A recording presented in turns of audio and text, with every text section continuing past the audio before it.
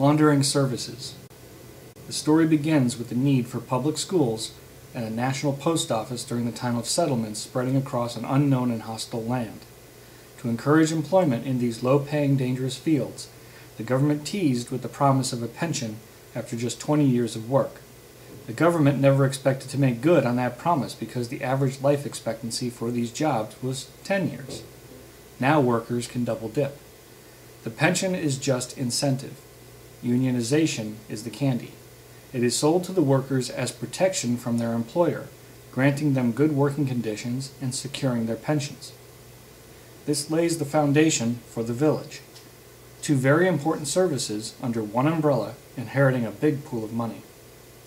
Their new boss is far more violent, and the evil politician the people needed protection from turns out to be in bed with their new masters. This fact is clearly shown in the campaign contributions and legislation passed.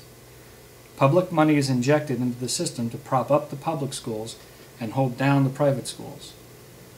Laws are enacted to prevent private delivery agents from competing. Even with the politicians trying to hold capitalism back to support their socialism bubble, the public schools and post office are failing. They are both outdated, no longer needed.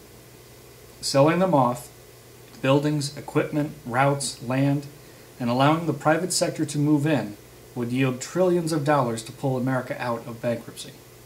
However, these two services are the village founders. Uprooting them is going to be very difficult.